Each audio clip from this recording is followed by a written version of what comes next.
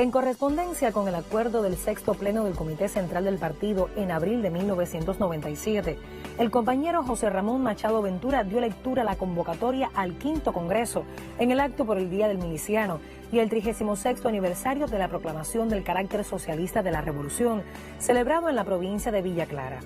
En ella precisaba que iniciaría sus sesiones el 8 de octubre de 1997, en el 30º aniversario de la caída en combate del guerrillero heroico, y culminaría el 10 de octubre, día en que nació la patria, al repicar la campana de la de Majagua, convocando la guerra por la independencia nacional. El periodo transcurrido desde el Congreso anterior estuvo marcado por la desaparición del campo socialista y la desintegración de la Unión Soviética, hechos que provocaron serios trastornos en el desenvolvimiento de la economía cubana y que desembocaron en el periodo especial en tiempos de paz. A ello se unió la política de la administración norteamericana para recrudecer el bloqueo económico, financiero y comercial y tratar de destruir la revolución. Todo ello hizo que el Congreso encontrara una sociedad con grandes transformaciones en el comercio exterior y las relaciones económicas externas, la inversión extranjera, el sistema tributario, la ampliación del trabajo por cuenta propia y la despenalización de la tenencia y uso de las divisas, la cooperativización de una parte importante de las granjas estatales, creándose las Unidades Básicas de Producción Cooperativa, UBPC, impulso al turismo internacional como el sector de mayor dinamismo y capacidad para generar ingresos en divisas en plazos relativamente breves, y también por su potencial para propiciar la reanimación e integración de otros sectores y estimular el empleo, la estrategia para cubrir la demanda de energía eléctrica y compensar la escasez de combustible, entre otros importantes aspectos. El Congreso fue iniciado el 8 de octubre en el Palacio de Convenciones con el lema central: este pueblo, este partido, jamás entregarán su unidad, con la participación de 1.482 delegados de los 1.500 propuestos, junto a 250 invitados en representación de cerca de 800.000 militantes del partido. Las palabras introductorias fueron pronunciadas por el miembro del Buró Político José Ramón Machado Ventura.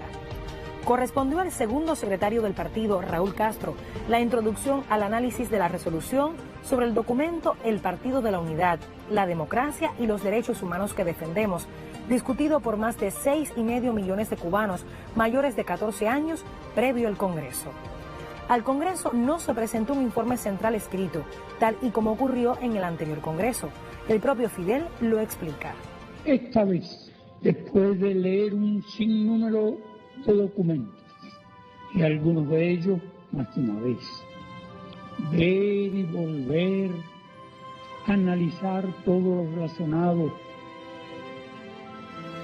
con estos años que hemos vivido y las tareas que tenemos por delante, y pensando que teníamos un excelente documento de carácter histórico y político, que fue discutido por millones de personas, y también un proyecto de resolución discutido ya por todos los delegados, proyecto de resolución económica, que van a ser objeto de análisis también aquí en el Congreso y punto de partida de los debates.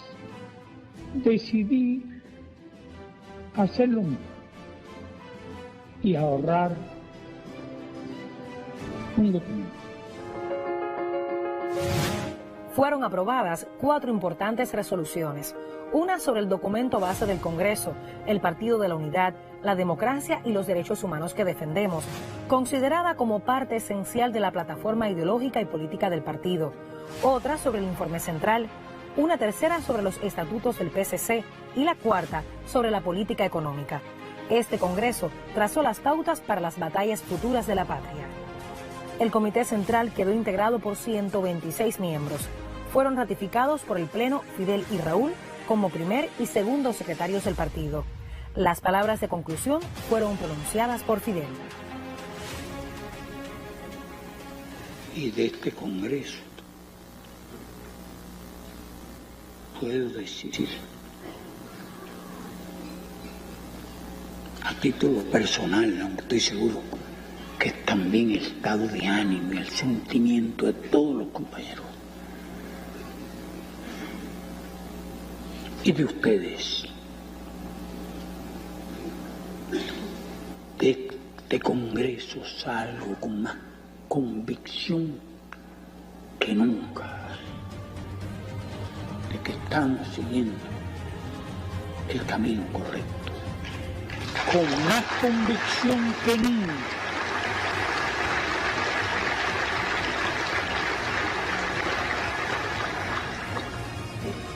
Nuestro pueblo preservará las cosas que más ama,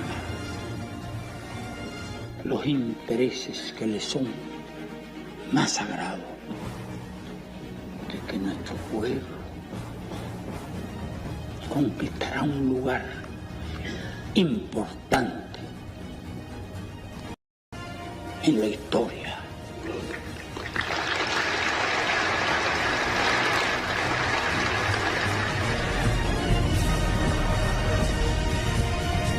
En la noche del 31 de julio de 2006, una noticia estremecía a la opinión pública. Difundida por los canales de la televisión cubana, la proclama del comandante en jefe al pueblo de Cuba en muy breve tiempo se repetía una y otra vez en los más diversos medios por todo el mundo. El impacto de su contenido fue inmenso. Tocó los sentimientos más íntimos de cada cubano, de cada militante revolucionario, de los cuadros y dirigentes partidistas, estatales y administrativos. El imperio pensó en el fin de la revolución y con ella el de su partido. Sin embargo, en Cuba nadie tembló. El pueblo se levantó en espíritu y armas y el cahuairán se multiplicó. El partido reafirmó su posición de partido de la nación cubana. Por esos días se preparaba el merecido homenaje por su cumpleaños 80.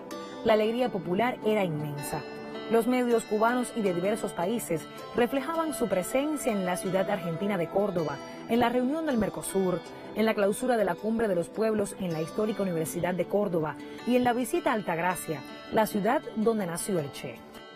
De regreso, sin descanso alguno, asistió de inmediato a la conmemoración del 53 aniversario del asalto a los cuarteles Moncada y Carlos Manuel de Céspedes, el 26 de julio de 1953, en las provincias de Granma y Holguín. Días y noches de trabajo continuo, sin apenas dormir, dieron lugar a que su salud, que había resistido todas las pruebas, como él mismo señaló, se sometiera a un estrés extremo y se quebrantara. Una complicada operación quirúrgica lo obligaba a permanecer de reposo, alejado de sus responsabilidades y cargos. Ni en tan difíciles momentos, Fidel abandonó su responsabilidad. Entendió que, como nuestro país se encuentra amenazado en circunstancias como esta por el gobierno de los Estados Unidos, su deber estaba en delegar con carácter provisional sus funciones como primer secretario del Comité Central del Partido Comunista de Cuba, como comandante en jefe de las heroicas Fuerzas Armadas Revolucionarias y como presidente del Consejo de Estado y del Gobierno de la República de Cuba, en el segundo secretario del partido y primer vicepresidente de los Consejos de Estado y de Ministros, general de Ejército Raúl Castro Ruz.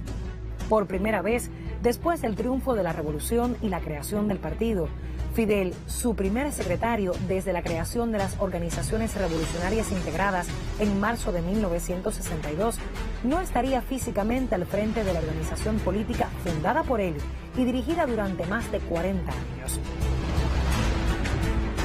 Formado por Fidel desde su más temprana edad en la necesidad de que el cuadro del partido no solo debe conocer la teoría y la práctica, sino también las ideas y las realidades, Raúl, junto al Buró Político, el Secretariado, los organismos de dirección provinciales y municipales, con el apoyo decisivo de la militancia, dio continuidad a la obra que juntos habían fundado.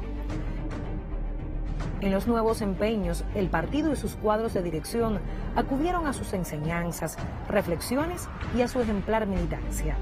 Se hacía realidad lo que había expresado: el partido es inmortal.